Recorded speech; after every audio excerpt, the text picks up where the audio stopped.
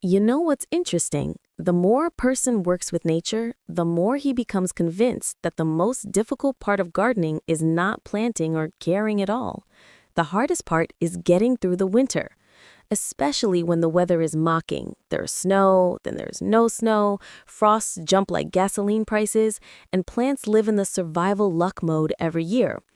That's why, when a person who has devoted more than 80 years of his life to gardening shares his secret of wintering, it's hard to pass by. This is not just a life hack from the internet, it is an experience that has been tested by nature, time, and one might say, an entire epoch. And honestly, when we first heard this story, we had a question. Why isn't everyone talking about it? Why isn't it in every gardening textbook? When was the last time you thought that plants needed proper winter preparation? Seriously, write in the comments. Are you preparing your garden for the cold weather, or is everything taking its course? Today, let's look at the secret that has helped a gardener of 80+ years not only to preserve plants for years, but also to get such harvests that the neighbors came as if on an excursion to the botanical garden. Are you ready? Then let's go. The main part. Who is he, a gardener with 80+ years of experience? Before revealing the main secret, it is important to understand where it came from. Our hero is a man who started working on the land back in the days when the greenhouses were made of old frames, not polycarbonate. Fertilizers come from a cow, not from a bag. And most importantly, everything was done by hands and feelings, not by humidity sensors. He has managed to survive dozens of harsh winters, snowless frosts, thaws in January, abnormal cold weather, and the complete chaos of the climate in recent years. For all that time, he has deduced one simple principle that works everywhere, from a small vegetable garden to a huge garden. Yes, that's the principle. Not a fertilizer, not a remedy, not a purchase, not a clever covering material. Principle. Number 2, the main secret of wintering. The plant should go into winter well-fed and calm. It almost sounds human, doesn't it? But that's exactly the point. The gardener explains, a plant is like a human. If it's hungry, weak, and agitated, winter will finish it off. If it is well-fed, calm, and prepared, it will survive everything. And that's what goes into this principle. Number 2.1. The correct end of the season. It turns out that most mistakes are made in August and September. People, they continue to actively water, they are fed with nitrogen, stimulate growth, and at this time, the plant should do the opposite, slow down. Example, many people continue watering apple trees until the middle of autumn thinking, well, it's hot. And the tree thinks, oh, it's wet, we need to grow up. Shoots out, then frost comes, the shoots freeze out, the tree is sick until spring. That is why a gardener with 80+ years of experience has always repeated, from the end of summer, stop chasing the plant. Let him calm down. Number 2.2, the main ritual, water charging irrigation. But here, attention. The secret of wintering that he has been using for more than half a century is not just watering, but proper moisture-charging irrigation. And this is how he explains its meaning. The earth is like a battery. If it goes dry in winter, it freezes deeply. The roots suffer the most in this case. But if the earth is saturated with water, then freezes less, loses heat more slowly, protects the root system like a blanket. This is physics. Wet ground freezes worse. So at the end of autumn, about 2 to 3 weeks before stable frosts, the gardener makes one large, deep, slow-charge irrigation. It's not just watering from a watering can. He uses a hose and pours the earth to a depth of 40 to 60 centimeters, slowly, for a long time, almost like drip irrigation.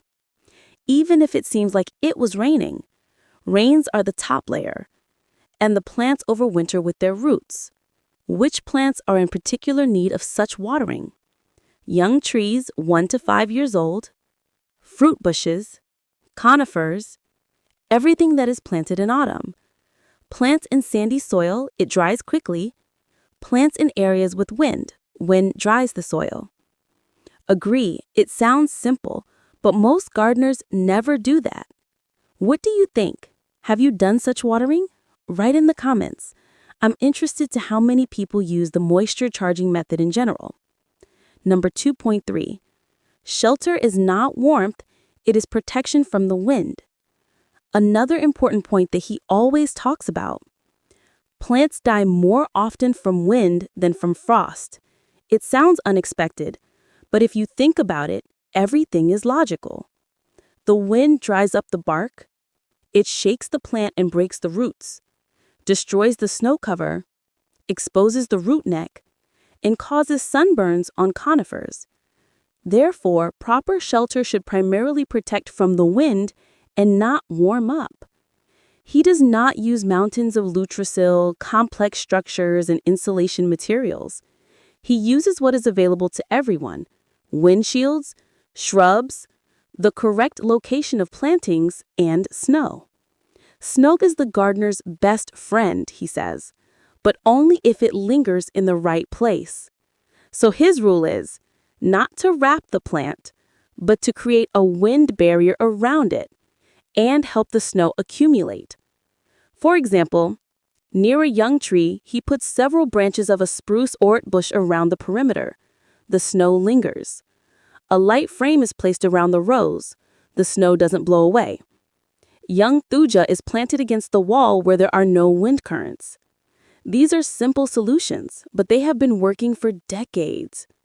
Number 2.4. Anti-stress before winter. Here's another point that many people miss. Before winter, the plant should not be sick, damaged, or stressed. The gardener always does the inspection. If the shoot is broken, it cuts it off. If there is a fungus, it is treated with a copper preparation. If he sees pests, he solves the problem. If the bark is damaged, he covers it up. His rule is not a single uncovered injury in winter. And he's absolutely right. Any plant problem in winter conditions quickly turns into a disaster. Number 2.5. Proper nutrition before cold weather. Here is the most interesting part. He never uses winter fertilizers from the store. He says, in autumn, the plant does not need to be fed, it needs to be strengthened. So he uses the ash, a little superphosphate, sometimes potassium sulfate. That is, anything that strengthens wood and roots but does not provide incentives for growth. And he does it in advance, 1-2 months before frosts. Practical part. Step-by-step instructions on wintering by the method of an 80+ years old gardener. Now let's put everything in steps as he does every fall, so that you can repeat this method in your garden. Step 1. Stop the growth of plants.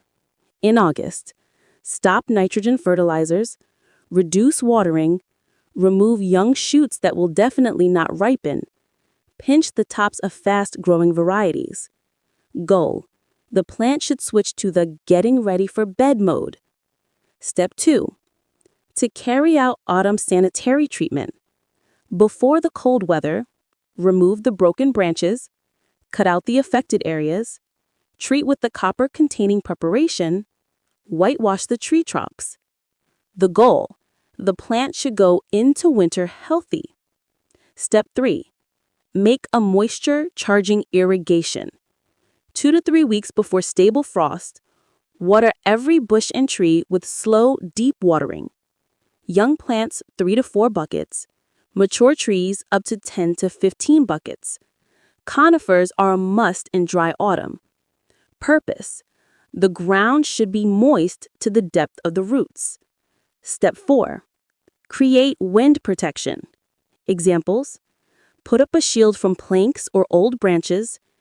Use shrubs as a natural barrier. Set up arcs around the plants so that the snow doesn't break or deflate. Purpose: to prevent the wind from drying or shaking the plant. Step 5. Help the snow linger. Snow is the best insulator. Therefore, we put the spruce branches, creating frameworks. We make small obstacles on the windy side of the site. It's nothing complicated and it works great. Conclusion. So, what have we found out? Wintering is not so much about shelter as about proper preparation of the plant. The secret of an 80-plus years old gardener is to provide the plant with a well-fed, calm, stress-free autumn. Water charging irrigation is one of the most powerful but underappreciated techniques. Wind is more dangerous than frost, and snow is no best protector of the garden. And now, share your experience. How do you prepare your plants for winter? Do you use water charging irrigation? Which of these tips would you take note of? And be sure to write what topic you want to hear in the next video. Maybe secrets of pruning, harvest storage, selection of varieties, pest control. We'll be